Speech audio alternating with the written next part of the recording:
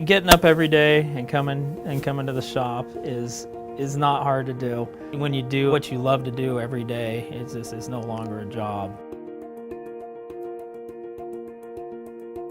One of the earliest memories, we grew up in Fremont, and Fremont Raceway was you could hear it from our house, and we used to go there, my dad, my brother, and it was just way cool.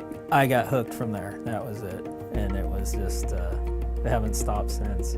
My dad was the typical greaser in the 50s and had the cool car in high school, and he was always into cars, and so it's just kind of a natural progression that passed it on to me. And I had an older brother, and he was building the car, so I was always out there with him, and so at a young age I was helping him out, building my bicycle over and over and over, stripping it down to the frame and putting it back together. I would do that every few weeks, But it also kept me out of trouble from the other elements that you can get into at when you're at an impressionable age.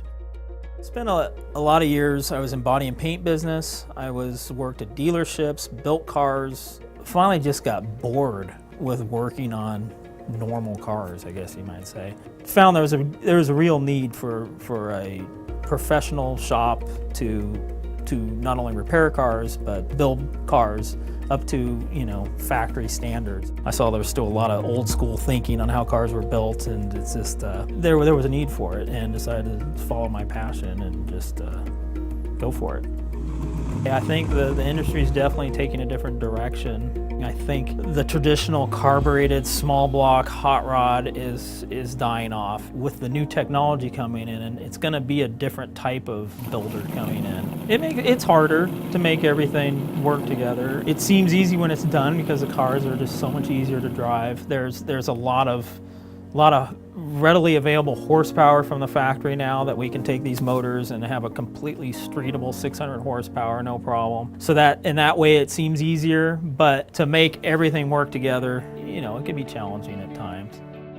65 Riviera we built was basically the client came to me, says, I love the styling of the car, hate the way it drives, what can we do? So what we did was basically take a modern LS3 engine, disguised it to look like a nailhead motor, modern transmission, drivetrain we adapted over without losing the flair of the original car. We've got Corvette base front suspension on it, a lot of hidden electronics, stereo's completely hidden, all controlled through Bluetooth, electronic air conditioning, but the controls we had remade so they would look original, and try to just modernize as much as we can. So I think we achieved our goal of making the modern day 65 Riviera.